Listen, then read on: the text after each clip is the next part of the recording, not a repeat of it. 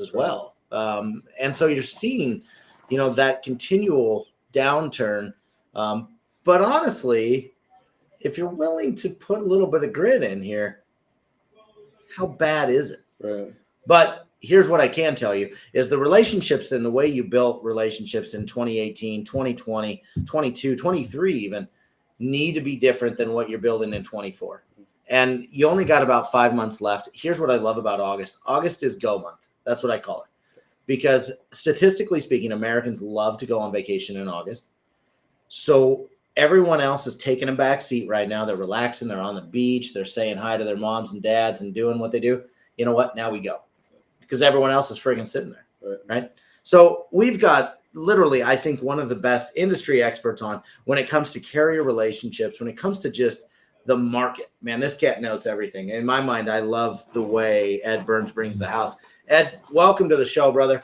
Good to have you back. I love to see you on here, man. This is my favorite. I'm so excited to be here, guys. Thank you for having me on.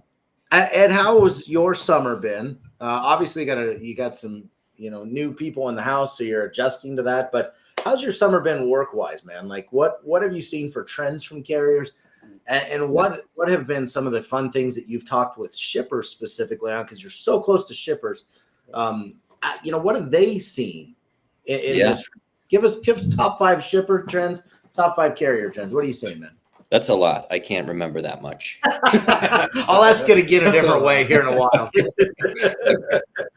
So look, no matter who's involved in the transaction, if the freight picks up and delivers, it's a carrier who's doing it. Right? Carriers move the freight. It's a human being and a piece of expensive equipment moving the freight. So some trends that I am seeing on the shipper side, shippers are getting solicited pretty hard, and ain't nobody got time for that. They are, I think, impatience is growing thin. I think people are getting frustrated with some of the AI outreach trends. Yeah. Just getting hammered. Mm-hmm. Talk to a shipper friend. Hey, I'm getting 30, 40 calls a day. I cannot respond to those solicitations and do my job. I can't respond to those appropriately and do my job. Just not going to happen. So I think a lot of shippers are just going to, they by default, they ignore some of that outreach. That's a trend. I think another trend that I'm seeing with the shippers is there's an appetite to secure some asset capacity right now in the bid process, but I think people want to lock in at the current rates, not at what rates may become in six months or so. So I think people are trying to get ahead of that. Clever, crafty, wise, prudent. I don't know. I don't know what label to affix to it. Could be a good move. Carrier side, I think carriers look like Rocky after Apollo Creed just whacks on him. We're at the end of Rocky 1. He's like, we did it. That's what the carriers are going to be saying. We did it. If they get through the rest of this year, they're going to be like, they may not have won, but they won. If they make it, all these rounds, the carriers are bloody. They're having a tough time. Yeah. I think there's a couple different types of carriers out there. I think there are the carriers who know their costs and have been around for a while and are really good operators. And I think there are some carriers that perhaps aren't as analytical or haven't analyzed their costs as effectively. And so I think there are a couple different kinds of fleets out there, but everybody's having a tough time. There are obviously carriers that have a much more significant spot market exposure than others. I think the carriers, I was talking to a fleet the other day, very high percentage of direct shipper customers, and they're a little more insulated, right? They're like, hey, we're having a tough time, but we're still profitable, right?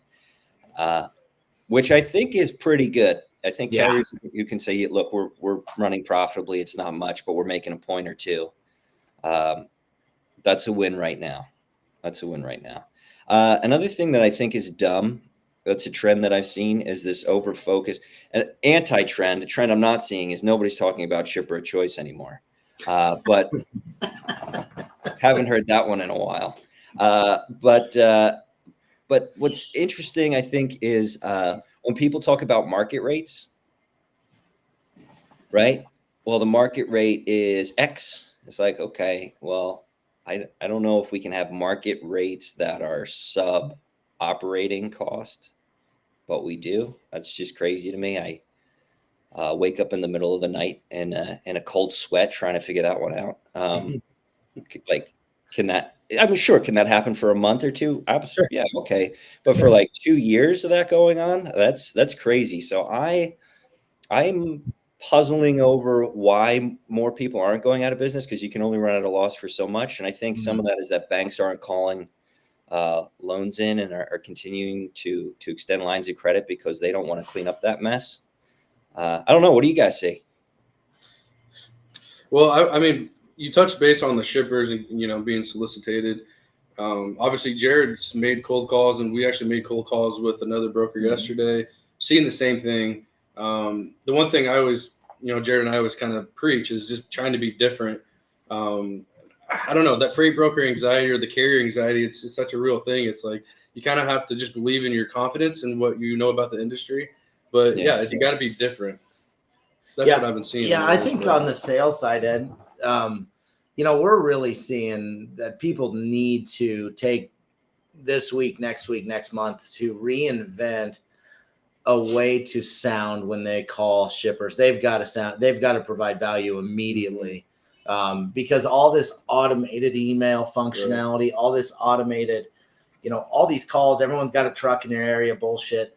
Sorry, I just exited. I apologize. But all that automated stuff is really just friggin', it's really taking it to another level. And shippers don't have time.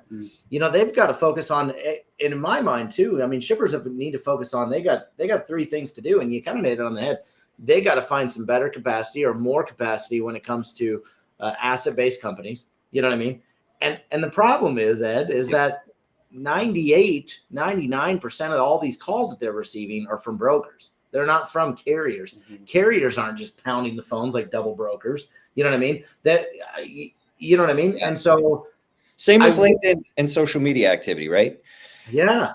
Brokers are significantly overrepresented in social media, and carriers are significantly underrepresented, just like in sales outreach, because these carriers, a lot of them, I mean, how many carriers out there really have a substantial sales team? Yeah. So we have these carriers who are, and some of them I think are addicted to like problems and putting out fires. Yeah. Like they like it, but they're like, oh, I'm too busy for that. Well, okay. Maybe, but you're hurting yourself in the long term here. So, but I do think carriers have a tendency to not be investing in outreach, in sales strategy. Like they're not thinking about how they're going to message for the next 4 months. They're not like coming up with a marketing strategy. Very few are. Certainly, very, very, very few of the small and medium-sized ones. I think the industry is talking about it more, which is good. But I think we need carriers to get more active on the conversations. Yeah, I completely agree. I always find it interesting when I go to conferences and listen to shipper panels, about what their focus is when it comes to efficiencies. When I first started, everyone was like, oh man, reverse logistics is big, and you gotta remember I'm a little dated here, but it's kind of entertaining, all these little things that kind of keep coming up. It's like, oh, we do this freight bill and audit thing now. It's the best thing ever, and then they started outsourcing to a certain extent on customer service and, little things like that. And it's like, okay, well, how do we, from a industry standpoint, the shippers obviously, what's interesting is a lot of the people I used to call on are now retired. Right. Well, that is really important because the dynamics are absolutely shifting there. Talk about that, Ed. I apologize. I had to get some coffee in me. Talk about that, Ed, because it's interesting. I don't know what the average age or medium age of logistics and shipping managers are, but it's dropping significantly in my mind, because a lot of the cats that I was calling on, they were on their way out or in their mid 50s, late 60s. Now you're starting to see, I saw the other day, I was talking to a guy, it was he was in his early 30s and just running a supply chain that was about a $3 or $4 million supply chain. And I was like, good for you. This is a big step, man. Like what are your efficiencies? How are you communicating? What are you seeing from the efficiency side? Or did you stay open an hour later to help carriers get in? Or did you adjust your shipping hours? Or what is it that's working that's not? You know what I mean? And so are you seeing any efficiency trends or anything like that from a shipper standpoint that they're really trying to face right now? Or, how are they handling double brokering? Give me a rundown of what those conversations look like. Yeah.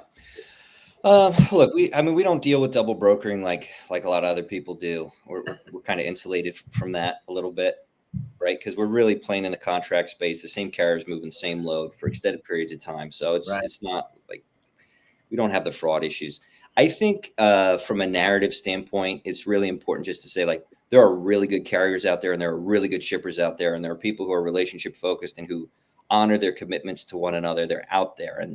And so a lot of the conversation goes to the double brokering, and it's important and it's solvable, but it's like the fraud keeps going up, right? So what's the issue here? I think people are worried about it. I think shippers are creating some efficiencies. I saw one freight opportunity this week where the shipper identified that they could move some freight intermodal. And instead of, look, we have a pretty decent rail system, and I'm not advocating for taking freight away from carriers. Obviously you still got to get it to the rail and get it off. So I think there's opportunity. I think that's good. And I think especially as the driver demographic of the appetite for old school long haul driving goes down, moving freight on the rail will become an increasingly appealing option. I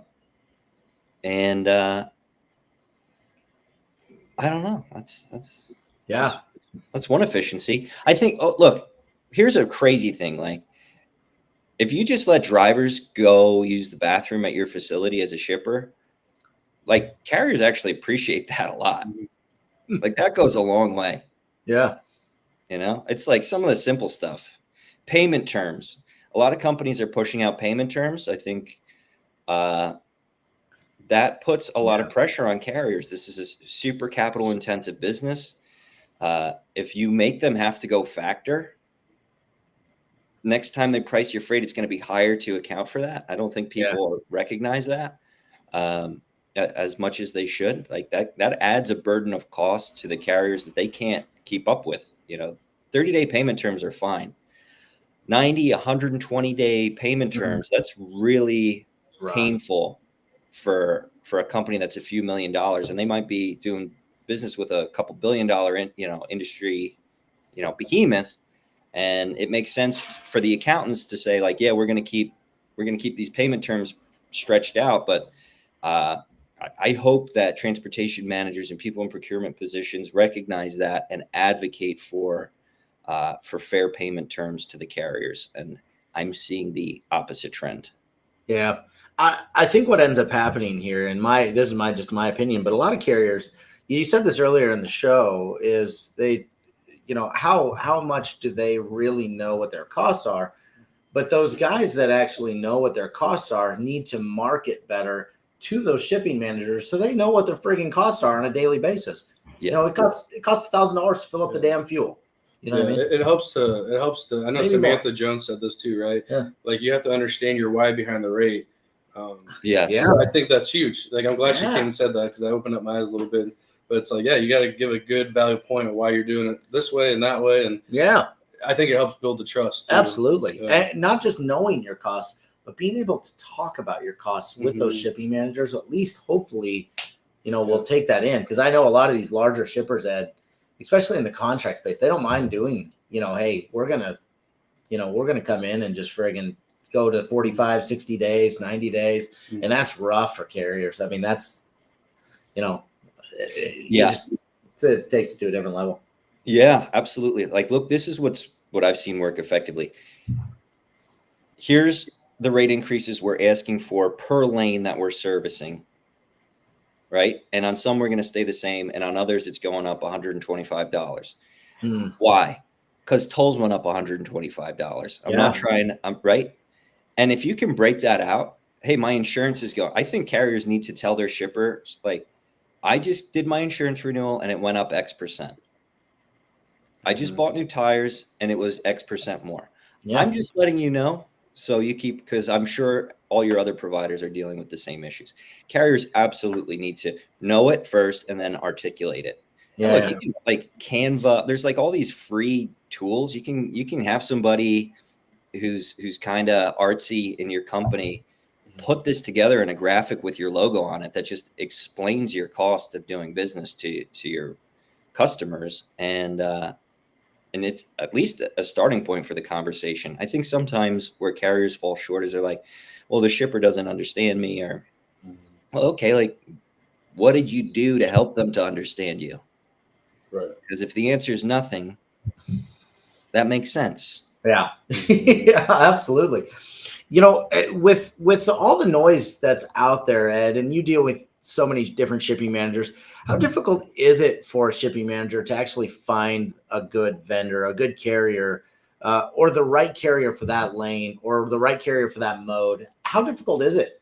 You know, how do carriers stand out in this noise, in this regards? And I'm kind of curious what your answers are on both those questions. Is how difficult is it for shippers, and then how do carriers stand out in order to get in touch with shippers? Yeah, this is an awesome topic. I think there are different types of shipper managers, and they're tasked with different things, and they're dealing with a lot. And some have more convoluted and complex networks than others. Some are moving more modes than others, and some have it a little more straightforward. I think in some companies they structure the team really well so that somebody who's doing procurement can just worry about procurement. And in some companies, they have people who probably have too much on their plate as far as responsibility. And so when operational challenges continue to happen, your natural focus is going to be to put out those fires instead of thinking proactively and trying to source capacity, right? Yeah. It's very natural. It's the same kind of problem that carriers deal with.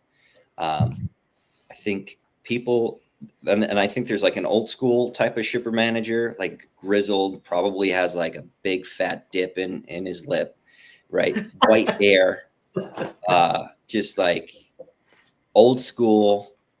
And they do it one way, right? And it's calling people who they know, and it's, probably driving around warehouses and seeing what other carriers are nearby. That's a pretty good methodology. It's worked for a long time. Yeah. I mean, you could also use a tool like eCarrier Check and look for some options. I think there are a lot of ways to do it. But carriers absolutely need to market themselves better. How do they reach out to shipping managers and stand out? I think you got to do something like crazy, right? It's probably not a cold email. Maybe it's a really good cold call, maybe, depending on who it is.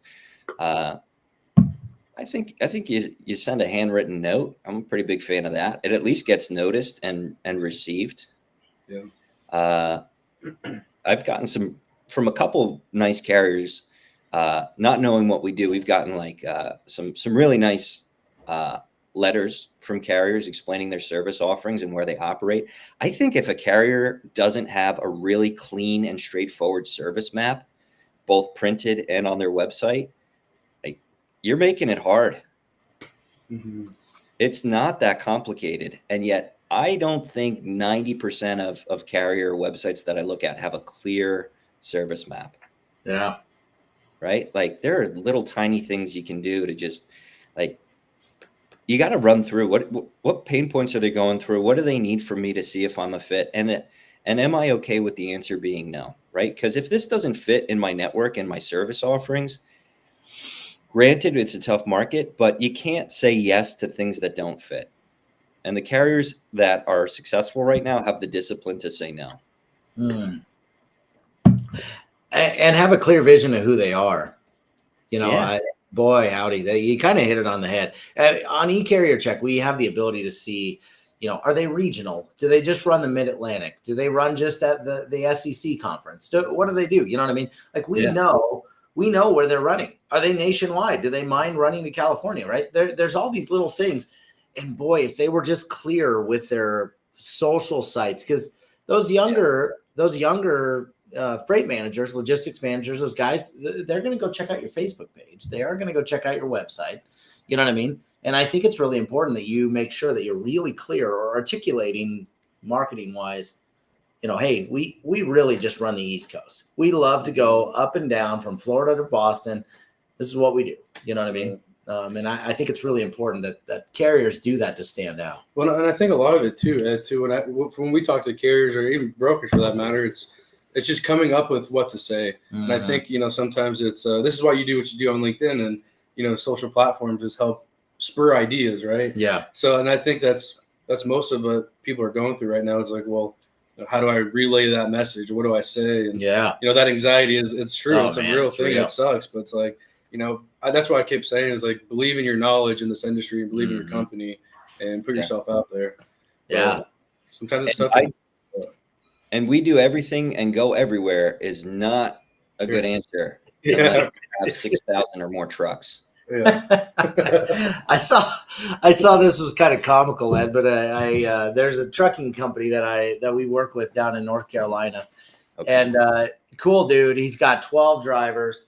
He runs flatbeds. He really just kind of hits the Carolinas and Georgia. He just kind of stays in this little 3-state area. And he sent out a blast out email the other day, and I was on it, which I appreciated him doing this. Jim, I got to give it a shout out if he's watching today.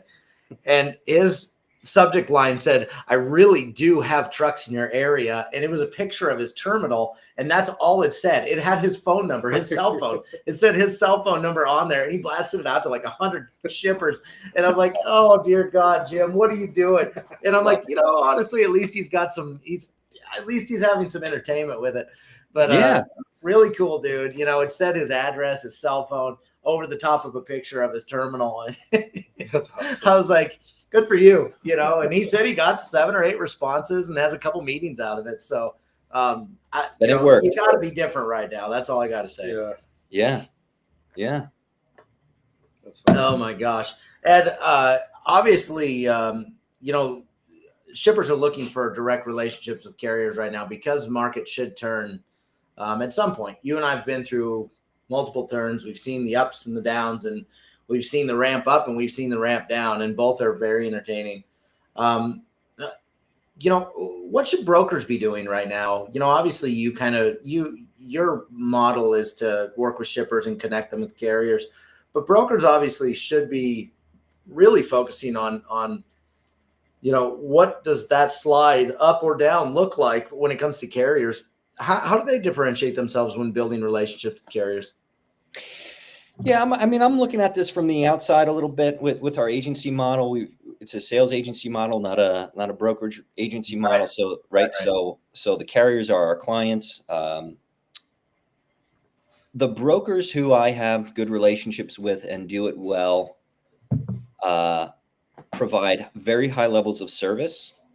They don't just say they do; they really do. They communicate hyper effectively. Mm-hmm. And they don't jerk their carriers around, right? They work with carriers. They'll work with carriers repeatedly. And I think the service offerings of brokers, like the ones who are doing a good job, have a niche-y service offering that makes problems go away. Yeah. Right. It's not like, hey, give me all your dry van lanes from Dallas to Atlanta, and I'll get you the cheapest rate. Like, okay. Mm-hmm. I don't see the value add if we're jumping to rate. So I don't think really good brokers jump to rate. Yeah, I would agree. I like your perspective because you're an outsider looking in. Obviously you're focused really mainly on shippers and carriers and connecting the two. When it comes to that connection, Ed, normally what's the size of a carrier that you're working with that works well in your model? Is it 10 plus trucks? Is it 20? when shippers come to you and say, "Hey, Ed, we got to find this for me," what does that look like, or what's the kind of the target market for you specifically? Yeah, our average fleet size is 127 trucks. So typically they're between 50 and 300 truck fleets. Okay. We're working with some pretty significant shippers out there, right? Some of them have fleet minimums. So only look at fleets with more than 80 or 100 or 50. You know, they all have these numbers, and it makes sense because they can only manage so many providers, right?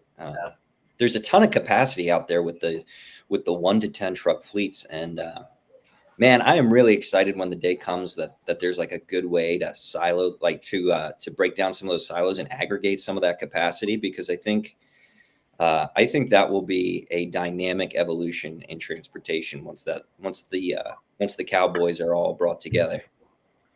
I would agree. There was a lot of when I was in national sales, specifically in the LTL space, we saw that all the time. Well, you got to have at least 200 trucks, and I'm like, okay.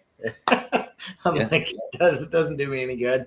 But but then you'd find those other shippers that are like, yeah, as long as you have 50, at least you can cover that capacity. So I get where you're coming from there. Yeah.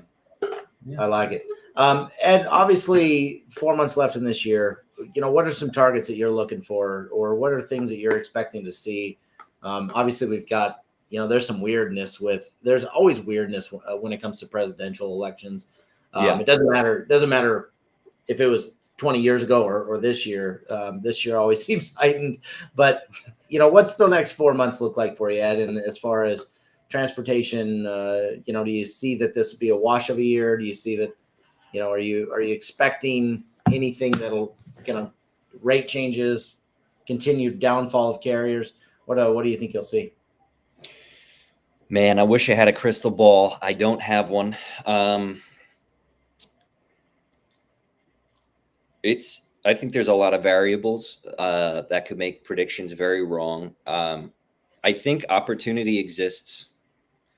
People are still moving freight, and I think that the election could be pretty impactful. And my concern is the discussions around the election seem. It seems like we've hit this point in our digital social media age where we've really regress societally in our ability to have meaningful conversations with people with whom we disagree. And I think that could be problematic. Yeah. Right. It does. Like, it gets intense. It gets personal, like way too fast. The people are saying things to each other over the internet that they would never say in person because they know they'd get their teeth kicked in. So that has me a little nervous. Yeah. I don't care wherever somebody stands politically. I think there are a lot of dynamics in a lot of camps out there, but I'm for team kindness. Yeah. I would agree. I think people's ability to communicate is really, really taking it to another level. There, somebody needs to be a psychologist and be the trucking psychologist would be wonderful, because being able to explain yourself and communicate properly is tough. I think you should be that guy, Jared. I don't think I should be that guy. Yeah. I don't have. You know how many times I hear this guy? Tell me how you feel about that. I know I do ask. Yeah. But you need to guide the freight feelings conversation. Right. Oh my gosh, can you imagine? I can't actually anymore. It seems like if you play in the spot market, you know what I'm talking about. It's a weird, crazy, pent up energy world. There's a lot going on. Yeah. Oh my gosh.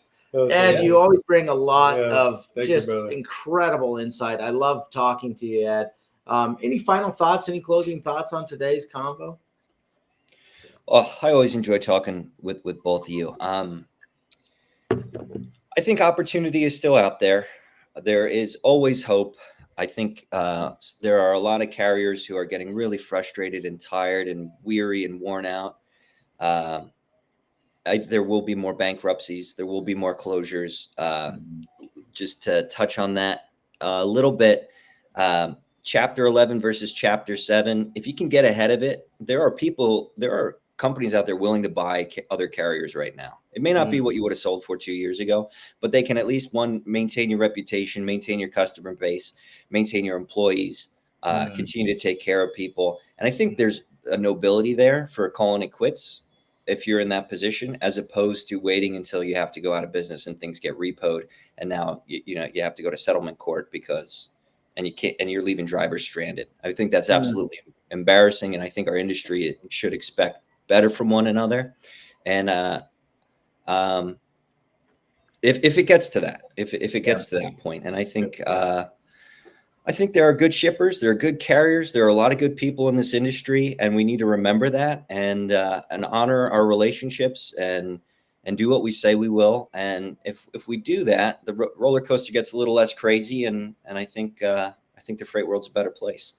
Yeah. I agree. I completely agree. I love that. We'll just end that on amen right there. Right. Ed, you're obviously active on LinkedIn every day. We follow you, pretty heavily, but where else can people get a hold of you? Just kind of see your insights of the industry and just kind of get more tips from you.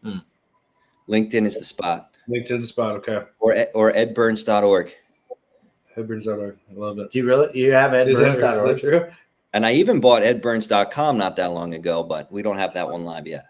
Okay. Well, if anyone watches your LinkedIn posts, you might turn it to edburns.edu. I'm just saying. Yeah. Incredible insights. This cat really you got it together. And I love what you guys do. You guys are awesome.